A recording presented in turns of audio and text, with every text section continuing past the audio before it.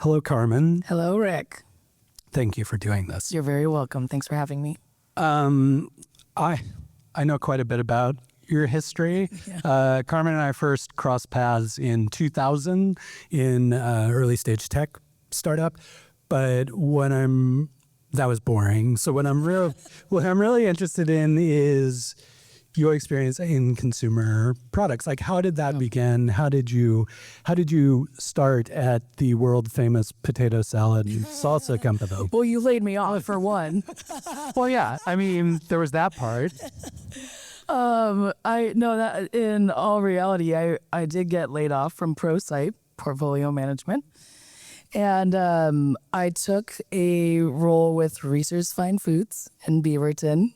It's now almost a $2 billion company. I was there when Al Reeser was there. He was really kind of this amazing.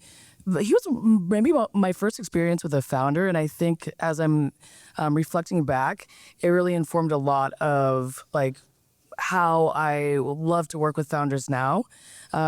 Al would roll around in his motorized chair. He sometimes took nips from a bottle and he would run into the walls. There would be like scrapes on the walls from where he rode by. And I stayed there for a really long time. I tried to leave once and Al rolled his scooter into my office and made me an offer to stay. And so I did.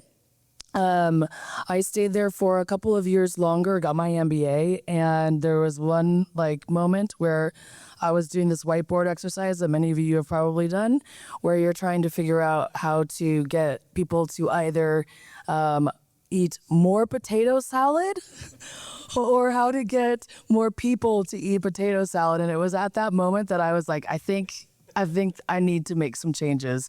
And, that was sort of at the peak of craft beer. And I really wanted to participate in, I wanted to work for somewhere where I had a lot of passion. And so ultimately, I took a job with a wine importer, moved up to Seattle for a couple of years, learned about the three-tier distribution system, and then came back to Portland, where I worked for Craft Brew Alliance. And I started out as a brand manager for a Seattle brand called Red Hook. I did that for a few years. And during that experience, Red Hook was like it was a 30-year-old brand at the time and losing relevance, especially when all of these other craft brands were popping up. And so we sort of stood the brand back up. We went from -4% to +14% through partnerships. And so that was another thing that sort of informed how I approach consumer products and the way that I think about growth strategy. After I worked on Red Hook, I stayed at Craft Brew Alliance for 10 years in total. And I worked on our emerging business division, which put me into the M&A space. I got to learn a lot about negotiating deals. That's when I really was exposed to the most founders. I worked with over 100 founders in various pitch competitions and really leveraging empathy to understand what their problem was and how our company could help them sort of meet in the middle. And from there stood up our innovation division called the pH Experiment. And we tested a lot of new products. So had a really fun time at Craft Brew Alliance, went to Anheuser-Busch after we were acquired by them and worked with their M&A team as well, a lot on strategic partnerships. And so if I think about kind of my history in consumer products and the most notable threads, it's really about founders and collaboration and partnerships and how all those things get intertwined. So it's always been something that's been really important to me. What drew you to the supporting founders side of the equation rather than founding something yourself? Was there a particular appeal to supporting founders? I mean, that shit is hard, y'all. I've tried a couple of times. It is really brutally hard. And I think that I know my skills enough to know that I am really good at listening to folks and understanding what their problems are and then making matches. I'm a good matchmaker. So I know my skills. Yeah, very similar to mine. Tried to be a founder, and that's no. I know, Well, and you can be I think I know I've watched you do this. You can apply your skills at scale across a wide variety of companies. And like, I've always been impressed with the way you can do that and like juggle all the different things. One other thing I wanted to just kind of touch on is your new role as the chair of the board at Built Oregon. Maybe give people just some context for why that was a decision you made, what you're looking forward to, and maybe what the future for Built Oregon looks like. When I was working because I had this like deep belief in founders, it was kind of my pulpit. It was the thing that I would always talk to folks about. And for so many years, people would say, have you met Mitch Doherty? Like, you have to meet this guy. And I don't know what took me so fucking long to meet him. It's insane. Because when I did meet him, I talked to him about the kind of change that I wanted to impact with founders, and particularly in Portland. And it was the same narrative. So immediately made a very strong connection. And, like when Mitch stepped down and lovely Catherine stepped in, I think it really energized us to take the core and the DNA of the vision that Mitch had and keep that intact and sort of like chip away some of the other stuff that was distracting us and get us really focused on how we were going to make the biggest impact. So I am really excited about a new vision, which we are currently developing and evolving. But we have a really great board intact who's going to help us do that. Awesome. Well, I will now let you be the person asking the questions. Thank you so much again for doing this, and we will bring on the first guest. Let's do it. Please welcome Matt Dittrich from Ty, Oregon. Matt, come on up. Round of applause, folks. So I'll do a little intro for you, Matt. For folks who don't know you, Matt Dittrich is the newly appointed president of Ty, Oregon, and has over a decade experience building and investing in the Northwest startup ecosystem. He's a native Pacific Northwesterner and sixth-generation farmer. He's co-founded 2 startups, a private equity firm, and a venture capital fund. So no slouch, this guy. Thanks for being here, Matt. Thank you for having me. Is this on? Yeah, okay. It's working. We're good. No, so you missed a really important part, which is the most famous thing about me is that I went to the same undergrad as Rick. Right. Oh, I didn't know that. We're all just one. I went to the Godfather himself. It's Hogwarts. No, thank you all for having me. It's a pleasure to be here. Well, let's start. I haven't met you before, but I was researching a little bit about you, and I was really excited to learn that you are also a small town boy, that you grew up in a small Washington town, as did I, also a first generation grad student. Yeah. And I think one of the things that I'm really curious about is sometimes it takes a lot to pull out of the familiar sort of thing that is hometown, small town, and start off on your own. And I want to hear about what that was like and what inspired you to do something different. So I'm when I was growing up, I wanted to make an impact. That was the big thing, and I didn't really know what exactly that was going to be. I'd watched The West Wing and thought maybe I'd be a lawyer or a politician or something. I knew that I needed to go to college for sure, and since nobody in my family had gone to college, it seemed like an adventurous thing to do. But I grew up in between Camas, Washington, and Walla Walla, Washington. So one was a stinky mill town, and the other one was a very dry, dusty farm town. Country. Yeah, it was before the wine. It was Rick knows. It was not sexy in the 1990s and the early 2000s.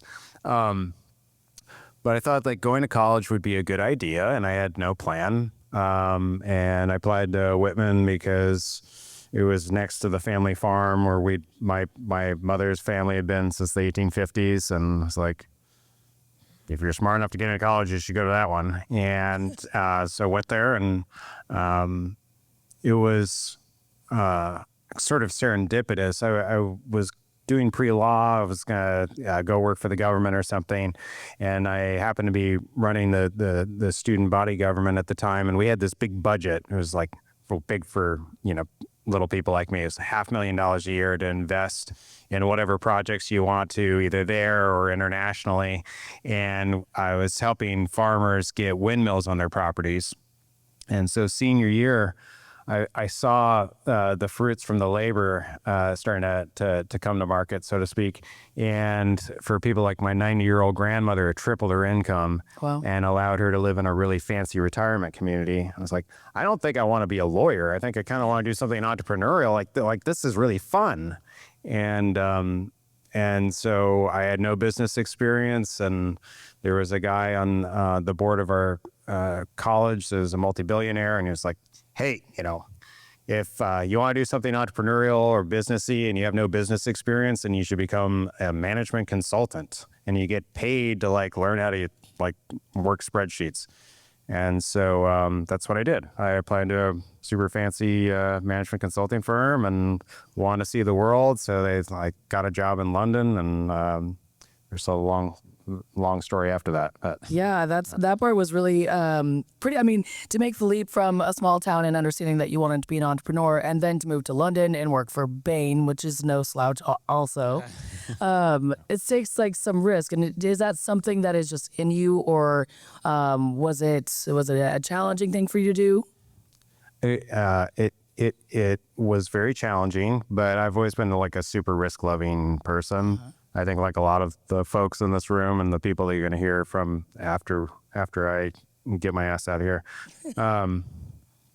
Yeah, I don't know. So my job interview for Bain, I requested to apply to the London office, and they said, oh, you're from Washington. So it's just a hop, skip, and a jump to the New York office, because they didn't have one in Washington, D.C.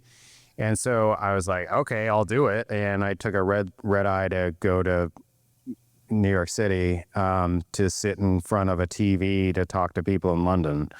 And when they figured out that I was from this state called Washington, I was like, they thought it was hilarious. And I think that's how I got the second interview. It was just because it was so obnoxious and weird.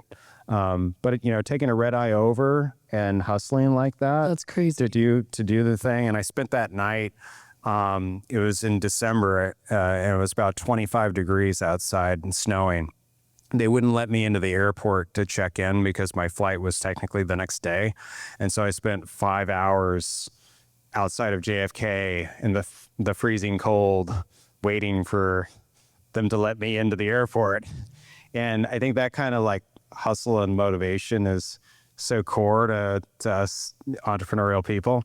And I think that part of it, you're born that way, and part of it is circumstances and nature that make you more so or less so. Very cool. It's not a good answer, but I think it's a great answer. So most recently, you were appointed president of TIE Oregon. I'd love to just give a quick debrief on what TIE is and the contributions that you're hoping to make with TIE. Yes, TIE is a very special organization. I think in the Portland ecosystem, there have been folks, and Rick is my favorite example, but there have been a lot of different people that have been wrestling with how do we best support entrepreneurs. OEN has been around for a long, long time and has set the gold standard for how we support entrepreneurs in this ecosystem. And a lot of my board members are part of the OEN founding story. I think TIE in the early 2000s felt like it was the perfect thing to plug into this place, to go really deep on early entrepreneur mentorship. We're not really that focused on investing, although it's a big part of what we do. The core for us is really about mentorship and education. And so we started in high schools doing education and boot camps for soon to be or current entrepreneurs. We're in universities and colleges. And then we also run boot camps and accelerators for people of all different stripes. The TIE, for those of you guys who don't know, was founded by several very, very successful entrepreneurs that had come from South Asia in the 1980s, landed in Silicon Valley, worked for companies that became really big and important companies, wanted to raise money themselves and found that there were structural and systemic racism issues that prohibited them or impeded them from raising the amount of capital that they deserve to raise. And so like, let's create this mentoring organization that helps entrepreneurs that maybe are not old, white, straight males to raise money. And so that's the part of our core DNA. And all the mentorship work that we do kind of has a common thread around looking out for the underdog entrepreneur that wants to make a dent in the universe. So that's definitely the focus. We do have a small investment fund. We invest in startups through pitch competitions. We also invest in companies that knock on our door. We screen about 250 companies a year. And then we also actively roll up special purpose vehicles to put together larger rounds for companies that need a little bit more capital. But I don't know if that answers That answers it perfectly. Thank you for the background. I would like to know, though, what you're most excited about doing as president. So I don't want to give a speech here, but We're literally asking you to give a speech. So I have sort of somehow as an entrepreneurial person found myself in a career path that's closer aligned to venture capital. And when I learned about venture capital when I was a teenager, it was from this guy that started the first big fund in Seattle. His name was Tom Alberg. And he started Madrona. You guys probably heard of Madrona. They come down here every now and then when we got something really sexy. And so Tom always said, if you're going to make an ecosystem fly, there's basically three different components. To mix metaphors, like three legs of a stool. And the first one is an adequate amount of venture capital. The second one is an anchor company in the ecosystem. And the third one is a world-class powerhouse research university. And I think there's a question mark around anchor company, and a lot of us can debate about whether or not we have one, and if we do have one, whether it's going away, and I'm not going to get into that. I think in terms of adequate venture capital, like I'm trying to work on that piece in a variety of different ways, even outside of Thai. But I think the third thing, the world-class research university is the thing I'm most passionate about right now. Yeah. Because we have one of the greatest research universities in the nation, if not the world, just an hour and a half, hour 45 minutes south of us, Corvallis. So Oregon State University, a lot of people don't know this, but they have one of the premier artificial intelligence and robotics programs in the world. Like not even just the country, in the world. And a lot of us, whether it's, Portland, Seattle, Boise, people don't make the trek down there. And so I'm really, really excited about Thai coming down there, creating programming and processes, access to capital, because I'm working with a half dozen professors right now on different projects. Each one of these could probably be a unicorn company, and nobody is bothering to go down there. They're just living off of grant money and begging for their top ramen every night. So I think that's the big exciting piece for me. And maybe it's feeding into my weird psychology about being, first gen college student, but like I thought you were going to go ag with that for the opportunity. The opportunity at a place like Oregon State University is incredible. I love to hear that. There's a lot of folks doing really great work in the sort of ecosystem with which we are existing, and the more that we can collaborate, I think the bigger the things that we can get done. So Absolutely. I love the analogy. It's top of mind too. My partner's graduating from Oregon State on Saturday finally, and so it should be should be. What is it studying? Business. So don't hold that against them. I guess one last thing that I want to ask, since you've touched so many founders and you've been a founder yourself and you're really working to bring up all of the folks in that community, what advice do you have for founders who are either just getting started or maybe like sort of at this tipping point and trying to figure out what they're going to do next? I think this is an amazing time to start a company. Yeah. And I started college the fall of 2008 when the world was falling apart, and had the luxury of spending 4 years going through school and kind of learning while we were picking up the pieces. But companies that were started in the early 2000 or 2000 teens created outsized amounts of value. This is a good time to be like, sweat equity, working really hard. If you got fired or laid off or you quit your job because you're burnt out, it's a good time to burn a little bit of cash and be in your garage or basement and crank on something. Love to hear it. Because the companies that will be created in this moment, and I truly believe things will get better, but I'm a hopeless optimist. But I think that things will get better. And if you can ride this wave through the late 2020s and into the 2030s, you can create enormous value for society and hopefully for yourselves a little bit. That's Great advice. Thank you so much. And thank you also for the optimism. We all need it. Thank you, Matt. all right. I will leave. I believe.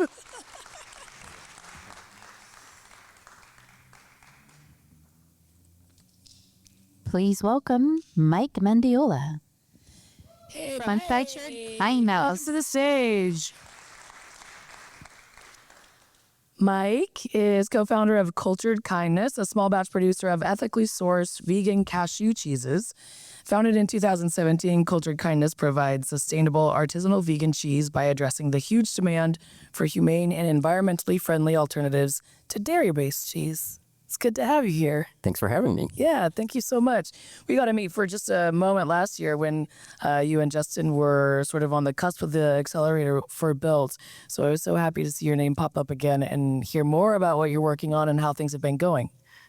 So I guess the first question that I have is that vegan cheese isn't always, you're not a 6th generation vegan cheese farmer, it turns out. Oh, you haven't always been doing this. Yes. You transitioned careers, both you and Justin, from a consumer finance to founding this. So what inspired this big shift and how's it been going? So I met Justin, this was like 2003 in collections. We were doing card collections for an automotive finance company.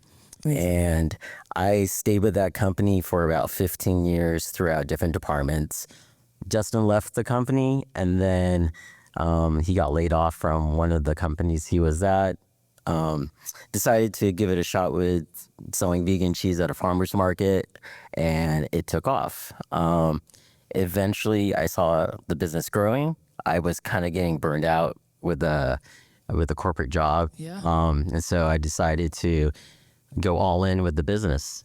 And it's the best decision I made. I love it. And I'm not asking you to give away any secrets, but tell me, how did you come, you just thought about making vegan cheese and then it appeared? Tell me more about the process. Well, ever since I've met Justin, he was vegetarian. Okay. And cheese was the one thing that kept him from being vegan. Okay. So at the time, there really wasn't a lot of good options. There were options, but vegan cheese was kind of in its infancy in the market. And so he picked up Miyoko's cookbook and just started making at home, brought them to parties, and everyone kept telling him, you should start a business. And then he got laid off, so he started a business. Perfect. It was exactly Matt's words earlier. Yeah. So, but it's been great. So where are you guys producing right now? During COVID, we started a lease out on 12th and Stark, which is also a storefront for us. Yeah. We're based out of Southeast, and we just came from a cheese producing day today. Amazing. So that place on 12th and Stark is called the Vegan Mini Strip Mall, I've heard. Yes. Which is really cool. Tell me a little bit more about being part of there's a thriving vegan community here as a small business owner and what it's meant to have the support of other businesses like that around you. We've been very fortunate to be in Portland to have this business. It is a very vegan-friendly city. Yeah. There's actually 2 vegan cheese companies in Portland, and both produce great products. We have customers that are loyal to us. They have their customers, and we have some that like us both, people that just want other vegan cheeses. So being part of the vegan community is, you find some customers that really like to support your product because they finally find something that they can enjoy eating. Yeah. I've had people find us at a farmer's markets and start crying because they just haven't had cheese in a long time. So it's that type of reaction that really makes it worth it being, a small business owner. That's really incredible. You in particular have infused your Filipino heritage into some of the stuff that you've been working on. Yes. You have an ube cheesecake, which I almost tasted that day because you brought some in. Yes. I didn't get a bite. You also have the vegan Filipino pop-up, and I'd love for you to share a little bit more about those adventures. Yeah, I love Filipino food. But it's good, but it gives me gout. So, and there's also not much vegan Filipino food here in Portland. Not much Filipino food in general. Weird, yeah. And so I've always wanted to do a pop-up to help share that food. When we have a chance, I like to do pop-ups out of our kitchen. And then, having the ube cheesecakes was an easy segue to bring it into the Filipino pop-up because we had some cheesecakes that didn't turn out right, but we were able to repurpose them by when they purple, they're delicious. just wrapping them up in some egg roll wrappers and frying them up, and they're delicious. So cool. Yeah. I love to hear how you take something that's already sort of like a step away from cheese and then infuse your own in it. Yeah, makes it really interesting. Yeah, it's a good tie-in because, there's not a lot of cheese in actual Filipino cuisine, but being able to tie our cheese business into our pop-up is really nice. Yeah. You and I met through Built, and I know that you've been sort of on the periphery of that organization and lots that you guys have been involved in a lot in the Portland community. What impact has Built or these other organizations had on you testing this product out at a farmer's market and thinking about what your growth strategy is going to be? Yeah, Built has been great. A lot of it comes down to just our cohort, just meeting the other business owners who have been at it for years or some who are just new at it, and just knowing that you're not in it by yourself. Other people are experiencing similar problems, even though they're not in the exact industry that you're in. There's a lot of parallels regardless, just being a business owner. And also just having the mentors who were able to help us with specific issues. Just last week, we sat down with two that kind of helped us with a distribution issue and also like a transporting issue that we were having. Amazing. That's so great. Matt can probably relate to this as well, but we had a mentor-founder meetup last week or the week before, Catherine. Yeah. I swear to God, I almost started crying when this woman, I was able to connect her to all of the right people, and it feels like magic in that moment. Mm-hmm. And it's exactly why we do this kind of stuff, because candidly, you need someone to commiserate with sometimes. Yeah, no one tells you how to run a business. Yeah. In all honesty, it's you learn as you go. I went to school for business, but not necessarily for a small business. Totally. So yeah, it's nice to have support from other people. Whether it's people who are next to you at the farmer's market or people who you meet through Built. So. Absolutely. So what's next on the docket then for Cultured Kindness? What do you guys see for your immediate and near-term future? Yeah. I think long-term is probably too much to ask, so I'm just start. Yeah, for us, we have to do it in small steps. We don't want to scale too fast because we have to keep within our capacities. So right now we have two products that we're working on packaging to start wholesaling. We have a cream cheese and a nacho sauce, trashy stadium nacho sauce. Yes.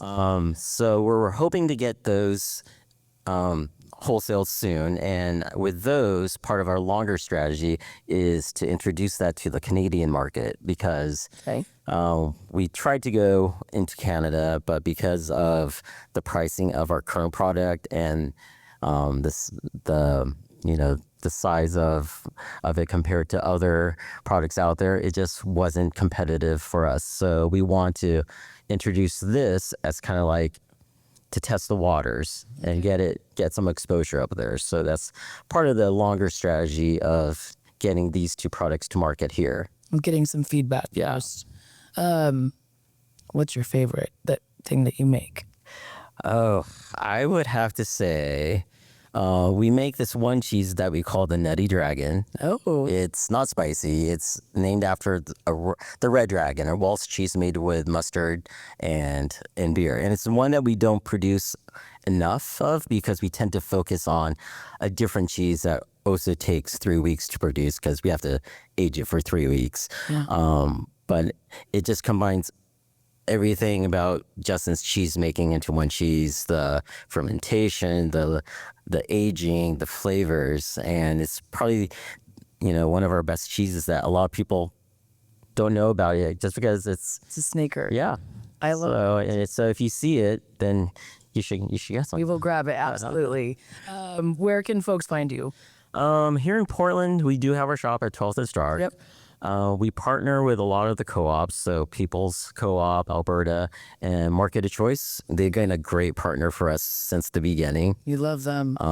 And then we also have food service accounts, so you can find us like at Spillman Bagels, Secret Pizza Society, smaller coffee shops. So we're slowly taking over. Yeah, it's taking a while, but we'll get there. Heck yeah.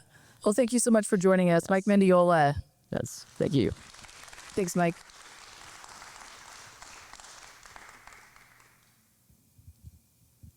Please welcome Corey Scholibo, whose name I should have practiced earlier, from Dayo. Scholibo?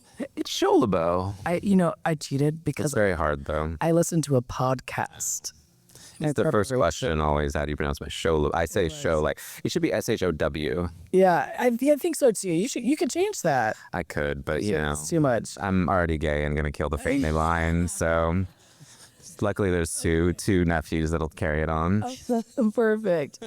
Corey Scholibo is a visionary innovator who spent the last decade channeling purpose into entrepreneurship. Corey's background spans entertainment, media, and mission-driven consumer products, most recently with Dayo, a digital wellness platform that rewards users for stepping away from social media. Corey, in my deep research this week, it was really fun to learn about your career trajectory as well. You started in entertainment. I did. You started at The Advocate. And now you become this serial entrepreneur. And particularly in startups that do good, there is very much a theme to all of the work that you do. And I'm really curious to hear about your inspiration for stepping away from entertainment and what your origin story is around that. Yeah, so I worked in entertainment marketing. We did some of the first when brands understood that they could go to the entertainment industry to market their product. In 2000, I'm a little older than some of these other people. And so it was like a whole new Wild West. And so kind of did that for a while. And then I was the arts and entertainment editor at The Advocate because that was kind of a transition from getting out of brand marketing in that context. But basically, I realized I was making a bunch of people rich. And I was selling a bunch of Mac Cosmetics was my client. Tiffany's was my client. Mm-hmm. The world doesn't need more jewelry or makeup, right? So then I went to The Advocate and I was really involved in the LGBT fight. This was literally during Prop 8. When I was there with Villaraigosa as the numbers came in and we lost and it was devastating and we're protesting in front of the temple and all that. And I had this inkling the green movement was starting. It was like 08, 09. We're in the crash, I guess, at that point. And I had this inkling that our rights weren't going to matter if there wasn't a planet for us to be on. And so to me, that was what I would call the thing behind the thing. Okay. So I'm like, okay, I'm in gay rights, but we need a planet. And then I started a company called Repurpose. We make compostable tableware. We're the leading brand in the space. You can buy it at Costco or whatever. It's still there. I just stepped away after 10 years. But then I went and started this company called Weil, which was a weird story, but it's a perimenopause and menopause company. Serena Williams was my largest investor. I did it with my best friend, Judy Greer. And it was a really, really exciting time because menopause was like this huge gold rush. And I sold that company 18 months ago. And so at that point, I was like, oh, if we don't have women in midlife that are participating, because I didn't realize until you get into this, and if you're men here, you may not know, like a huge portion of women just drop out of the workforce. Like they just stop participating in society, and they're just like, good luck. You don't have anything for you. Like, best of luck to you. And so to me, we were like, oh, we're not going to have a climate. We're not going to have a democracy if we don't get these women help. And then after that business, to me, the thing behind the thing now is social media. If we don't get social media figured out, if we don't understand how to treat this like an addictive technology, like cigarettes, like alcohol, and understand moderation and not total demonization, if we don't get a handle on this, we won't get a handle on anything. So to me, this is now the root mission until there's a new route. Yeah. Another thing behind the thing behind the thing and thing. Yes. Thanks. Amen. I would have been a lot richer if I didn't care about missions, because they're not as profitable. I should just launch a coconut water, or I just can't get out of bed and work. I mean, everyone else talked about it. The amount of, like Matthew was describing his like sitting out in the cold. You're not going to do that for coconut water or whatever. Like there's nothing wrong with coconut water, but like I just couldn't get it up for like just another thing that was, sure, read the numbers, put a product in the mix, get it turning. Okay. Then what? What's the point of your life? What are we doing? AQC. You have to be passionate. I have to be passionate about it. I love it. You have lived in a couple of different places, fairly new to Portland, 4 years or so, you said. 4 or 5 years, depending on how you measure it, yeah. Okay. Yeah. Tell me a little bit about the Portland startup community and what has been good and also what has been weird and not good about it. My favorite thing about it so far is everyone's seemingly very game. Yep. Like with Dayo, I'm like, the dream partner is Powell's. Okay. And we like walked into Powell's and met with Jeremy Sowell, and he's like, cool, we get it. Let's do it. Like they were a launch partner. We were suddenly in an email to 200,000 people. That just doesn't happen in Los Angeles as quickly or easily. I think there's a lot of interest in supporting local. The challenges, people don't show up to things. So it's hard to throw events and get a lot of in-person activity. And one of my goals is to get people in person and get off their phones. So is that going to work here? I don't know. We may do more of that in San Francisco and LA and New York, where I can get, a turnout. But the community is very tight-knit. Everybody knows each other, which I think is great. And they really want to help each other out. I mean, I've always been someone who would help someone out for no compensation. I mean, this is the king of helping people out for no compensation, right? But you would never get this much from somebody, I think, in Los Angeles as you would from Rick helping you, right? When I moved here, the first few people, they were like, meet Mitch and meet Rick. You need to know these two people. There's no money here. That's the problem. Like, there's no money here. Like, there's a little bit of money, but there's no money here. And so at the end of the day, until we solve that, we're going to have trouble growing a lot of companies here.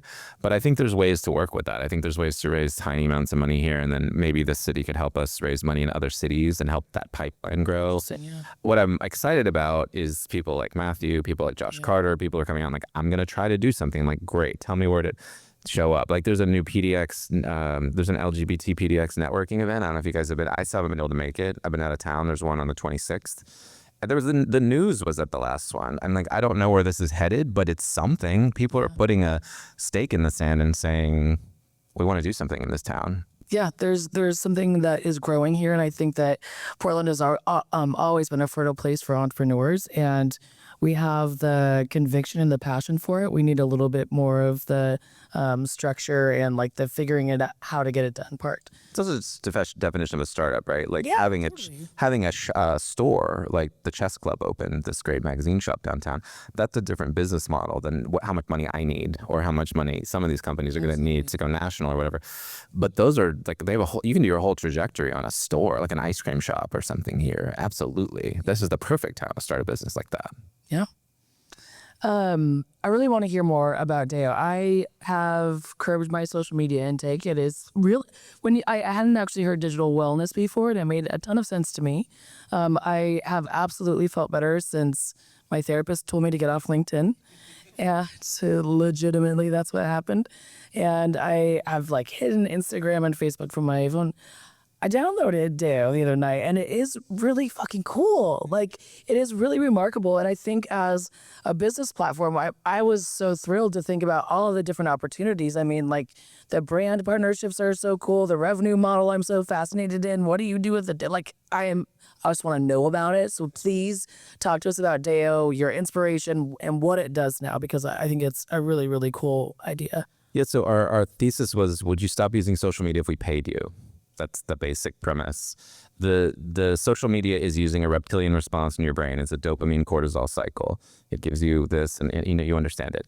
And we have to replace that with something else. It is an addictive technology. I don't care what anyone says. The American Psychological Association considers it addictive. And you've seen this huge wave of people coming out against it. But what do we do about it, right? I mean, your iPhone right now can give you monitoring times. Why don't we use them? Because there's nothing you're going to get out of it. You're just going to hit ignore. There's no carrot and there's no stick.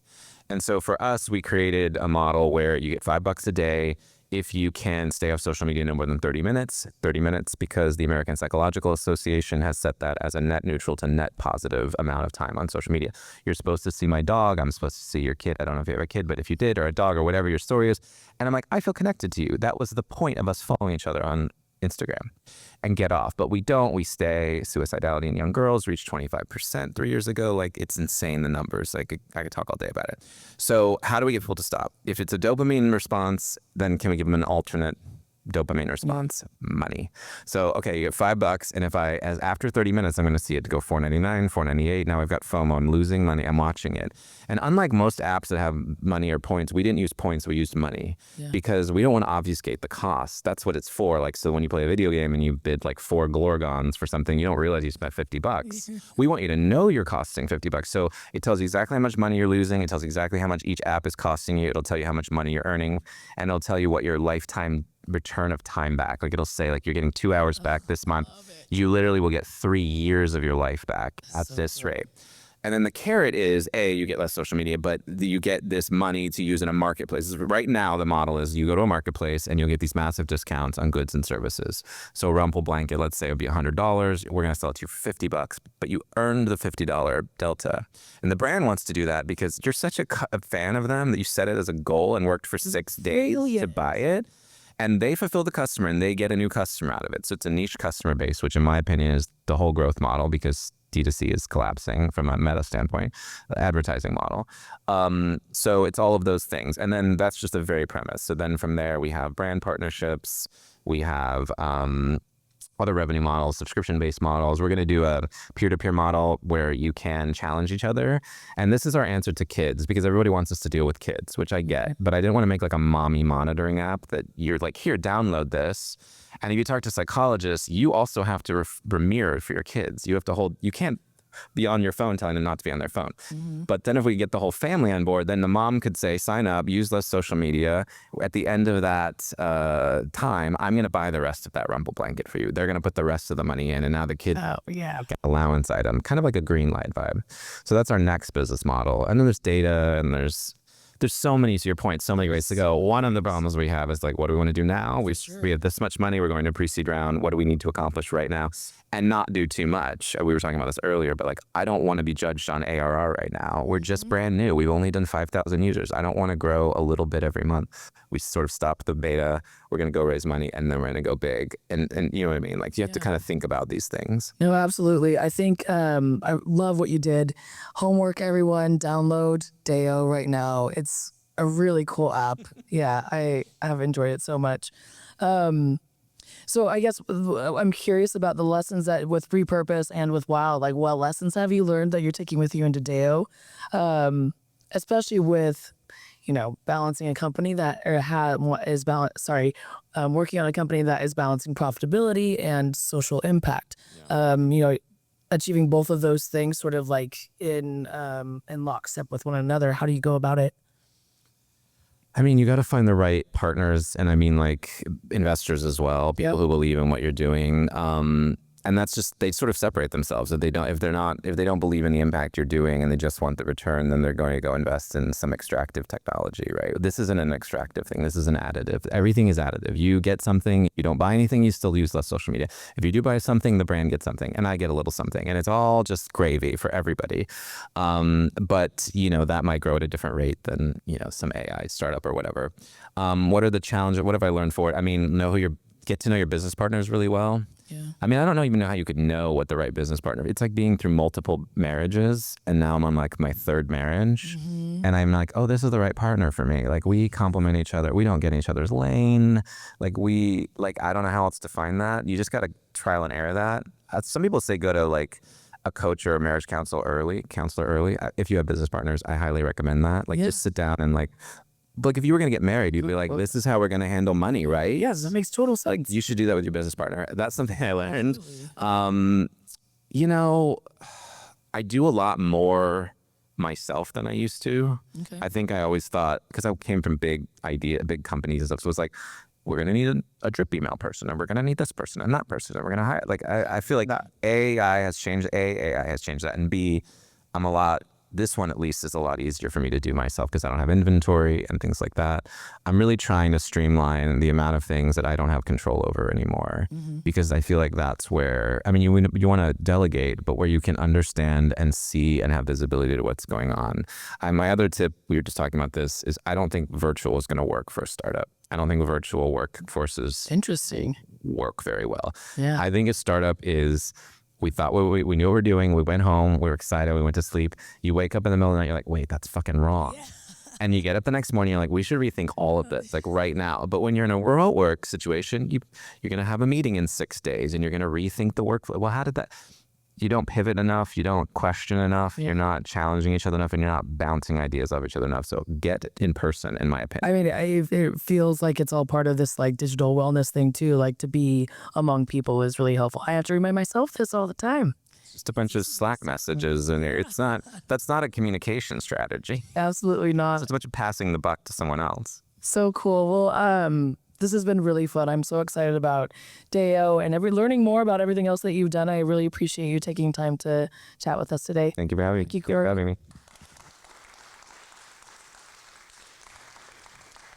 Please welcome Nicole Kelley from Gay Awakening Coffee. Oh God, here we go. Hello. I didn't write a formal introduction for Nicole because it was mostly like, you're invited to our coffee chat. Nicole and I have known each other for, I don't know, just under a year maybe? Yeah, I think so. We met through Built, Oregon. And if any of you have been lucky enough to work with any of those organizations, you know that every once in a while you find a really good connection. And I have definitely found that in Nicole. Nicole has a ton of energy and enthusiasm and is like eager in the way that she wants to soak up all of the information that you have, like really, really listens. And so to work with Nicole is a treat. They are very self-aware as well. So I'm glad that you're here. Thank you for being here. Thank you. Yes. So not too dissimilar than Mike and Justin. You started in accounting. We were talking about it a little bit earlier. What was up with that, and what got you here? Yeah, so I'm from Florida. Went to Florida State Business School, and I got a summer internship at Fisher Investments, an investment firm in Camas, Washington. So I came here for the summer, and I'm like, wow, everyone's like really cool and really gay. I'm like, I think I'm gonna move here. So then I ended up getting a full-time job and was in corporate business world. And then I was like, I really hate this. This is so boring. I felt like my life was just passing by, and I'm like, I can do so much better than this. And then I ended up getting a job at a startup called Wildfang, which is a queer clothing business in Portland. And I ran the finances there, and then COVID hit and I got furloughed. And I was like, if I can run the finances here, why don't I just do it for myself? I'm like, then I don't need to talk to anyone or have a boss. I'm like, I'm definitely not the professional corporate person. So then I started Gay Awakening Coffee. Okay, wait, go deeper than that. I love the story about how you're thinking about coffee. I would love actually for you to tell a little bit more about your inspiration for the name Gay Awakening, as well as like what got you interested in coffee besides just like wanting to be more part of the Portland community. Yeah, so we believe in quality coffee for quality humans, creating the company we wish we had growing up. I'm from Florida, and I mean, it's Florida. It's not really queer friendly. There's not really a community. And And I knew I was really fucking gay, like since the 7th grade. And I just remember in middle school and high school, for some reason, after school, the thing to do was to go to Starbucks and just hang out with friends and just get coffee, like, well, a vanilla bean frappuccino. But, come on. And then, so I was just very intrigued with that. Growing up, like, where do you go if you're gay and you're in 7th and 8th grade? There's not really anywhere to go. It's only gay bars, gay clubs, and obviously I'm not going to go in 8th grade. So, and then when I met my girlfriend in Portland, she's from Kansas, and every morning, like, we would go on our morning coffee walks, and she was like, you know, I didn't even know I was gay until I moved to Portland. I was surrounded by a bunch of gay people. Portland was like my gay awakening. And I was like, that would be a really good coffee brand. I don't know why that $100 organ filing fee for my business just set me off, and I was ready to go. I love that so much. It's such a good origin story. There are some people who have told you that the name Gay Awakening maybe is too bold. And you and I have talked about this quite a bit too. Yeah, I saw it. What do you tell the normies?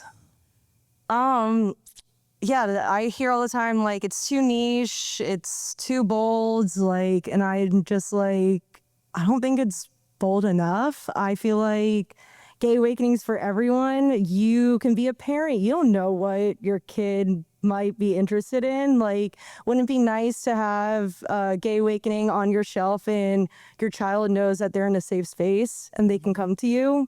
I think about schools, I think about teachers, I think about straight people. Like, you can be an ally. There's something for everyone. I think the point is I wanted to be intentionally queer. I feel like you go to coffee, like the coffee aisle, you can go to any aisle. Do you see any outwardly queer brands? I know even like going to bars and stuff, you have the little sticker hidden that says LGBTQ friendly, but it's like, I want to be out there. I want to be as loud as my personality. And I just want to be a safe space. That's exactly where I actually wanted you to go next, because we've talked about this quite a bit, about how, especially hearing about like your 6th grade Starbucks experience, how important space is to you. And I personally am really interested how that thinking is evolving and what it means to have safe space and this product that you're providing. Yeah, I mean, a safe space is everything. It doesn't have to be like, because I don't have a brick and mortar, but we partner with events. We do Dyke Night. We do PDX Brunch. I think there's something for everyone. I think my end goal is to do a cafe. And then I want to do like the sports bra model, where I want queer people to have the opportunity to franchise me out. And I mean, let's be honest, the places that need it the most are the Bible Belt places. Yeah. I moved here for a reason, but there's people who can't move. So it'd be nice to have cafes and other places all over the United States. Absolutely. Okay, you didn't tell me this until tonight, but tell me about. Let's hear about it. Sigh. I'm on the 3rd round. Yeah, this is embarrassing if nothing comes, but yeah, I'm on the 3rd round. It's honestly like such a horrible, annoying process. It's like 250 free response. I don't use GPT. I started to after that. I'm like, it's a long process, but I'm going through that. I guess with that, it's just like being an entrepreneur and startup. It's like, I get one day I'm in this direction, the next day I'm in that direction. I think it's just taking every opportunity you can and like deciding what you want to do with it. I think the cool part about being a startup founder, it's like, you don't have to do it if you don't want to do it. Like, just do the shit that you want to do. And that's the whole reason I started Gay Awakening. I wanted autonomy. I don't want to have my quarterly feedback review. Like, that's just not me. You could give it to yourself. Yeah, trust me, I do every day. No, you. What's the hardest thing you've had to do so far as an entrepreneur? This is your first sort of like toe dip into entrepreneurship. Tell me about the really ugly parts. I think being a people pleaser, I feel like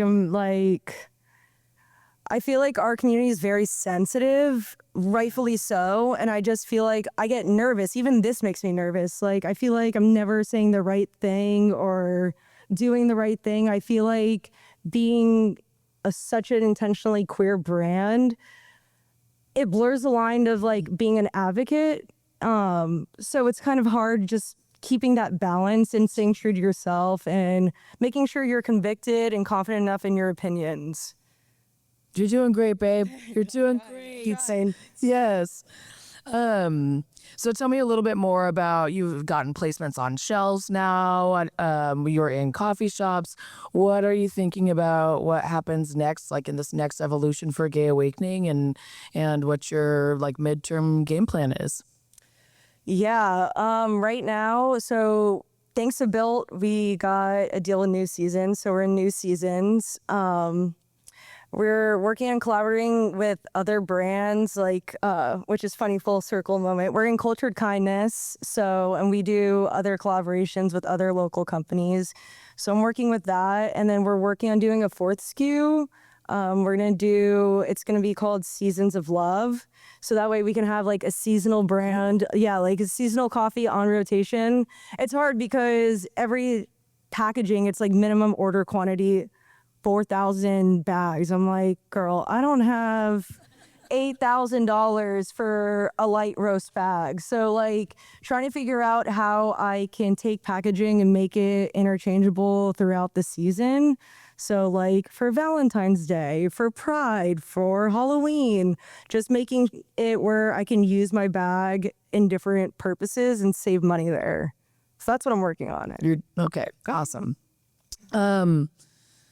Last question, it's a bonus one. I didn't prep you for it, but Great. I know. I'm just like imagining Nicole working in the accounting division, and I want to know what advice you would give to that person sitting where you are today. Listen to like that little voice every day that tells you that you're miserable. Like, it's so much better to do the shit that you want to do every day. I think 80% of your day and your life is at work. Like, make it enjoyable. If you want to, I don't know, do what you want. Like, life is too short, I just feel. And you don't have to be, like, I didn't know how to roast coffee. I learned.